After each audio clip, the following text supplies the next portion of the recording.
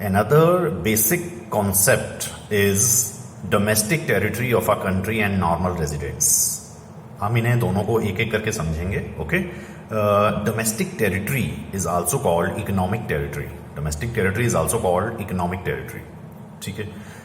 For a layman, domestic territory means political frontiers. जैसे हम किसी भी आम आदमी से पूछें कि मकान क्या है और वो हमें ये कहे कि किचन, रसोई ही मकान है, तो ये गलत होगा ना, क्योंकि मकान में तो बहुत कुछ होता है. ठीक है.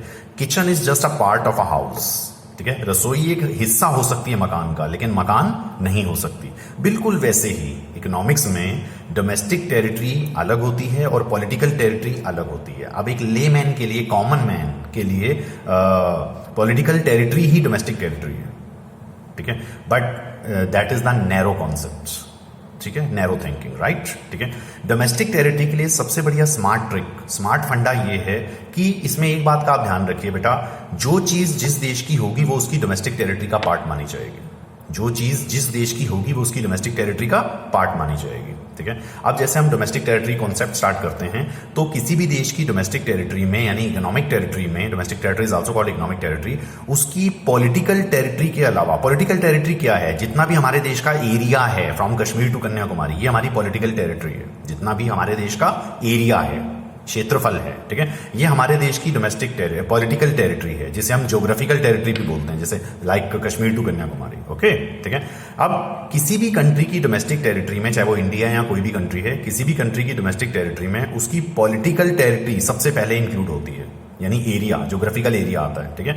इसके अलावा उसमें क्या क्या इंक्लूड होता है? जैसे number 1, ships and aircrafts owned and operated by residents between 2 or more countries. For example, Indian ships and aircrafts moving between UK and Pakistan would be considered as the part of domestic territory of India because they belongs to India. I have said Indian ships, Indian aircrafts. ठीक है. Wherever they are moving in the entire world, पूरे world में वो कहीं पर भी घूमे, क्यों ना घूमे, बिलोंग तो इंडिया से करते हैं.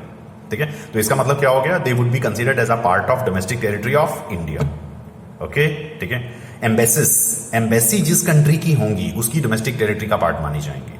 मिलिट्री एस्टेब्लिशमेंट्स, ठीक है, जिस कंट्री के होंगे, जैसे अमेरिका ने अपनी बहुत सी आर्मी, ठीक है, अरब कंट्रीज में, अमेरिकन आर्मी जो है अरब कंट्रीज में काफी सालों तक रही है. ठीक है. जिसे अमेरिका कभी रिकॉल कर लेता है, वापस बुला लेता है और कभी फिर भेज देता है वहां पे. ठीक है. तो when they belongs to US, they would be considered as a part of domestic territory of US, क्योंकि बिलोंग तो यूएस से करती थी वो. ठीक है. American army I said. Okay. तो इसका मतलब जो चीज जिस कंट्री की होगी वो उसकी डोमेस्टिक टेरिटरी का पार्ट मानी जाएगी, चाहे वो शिप्स हैं, चाहे वो एयरक्राफ्ट्स हैं, चाहे वो मिलिट्री एस्टेब्लिशमेंट्स हैं. ओके, ठीक है, चाहे वो फाइनेंशियल इंस्टीट्यूशंस हैं. Okay.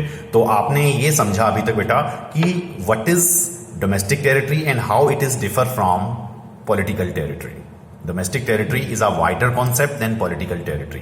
Political territory is also called geographical territory, which is just a part of domestic territory or economic territory. Right? ठीक है. Now come to the second concept, second basic concept, that is normal residents. Normal residents are also called residents. जैसे मैंने domestic territory के लिए एक smart trick बताई थी कि जो चीज जिस कंट्री की होगी वो उसकी डोमेस्टिक टेरिटरी का पार्ट मानी जाएगी. ठीक है. वैसे ही नॉर्मल रेजिडेंट हम कैसे कह सकते हैं कि हम इस कंट्री के नॉर्मल रेजिडेंट हैं. ठीक है. मैं इस कंट्री का नॉर्मल रेजिडेंट हूं या नहीं, ये 2 कंडीशंस पर डिपेंड करता है. ठीक है. डोमेस्टिक टेरिटरी के लिए एक ही कंडीशन होती है, जो चीज जिस देश की होगी वो उसकी डोमेस्टिक टेरिटरी का पार्ट मानी जाएगी. लेकिन नॉर्मल रेजिडेंट्स के लिए 2 कंडीशंस हैं. There are 2 conditions needs to be fulfilled to become a normal residents of a country. Number 1, economic interest. Economic interest का मतलब है बेटा, जिस कंट्री में हम रह रहे हैं हमारा इकोनॉमिक इंटरेस्ट वहां होना चाहिए. मतलब हम वहां पैसा कमा रहे हो. डजंट मैटर कि हम कम कमा रहे हैं, ज्यादा कमा रहे हैं, बहुत ज्यादा कमा रहे हैं, लेकिन हम कमा रहे हैं बाय लीगल वे, कानूनी तरीके से. ठीक है. That is called economic interest. And number 2, my period of stay should be at least 1 year और more. It should not be less than 1 year. मैं वहां कम से कम, मुझे वहां रहते रहते 1 साल हो जाना चाहिए. ठीक है. So these are the 2 normal conditions for becoming a normal resident: having economic interest in that country, and number 2, period of stay. Your period of stay should be at least 1 year or more. So these are the 2 normal conditions for becoming a normal resident.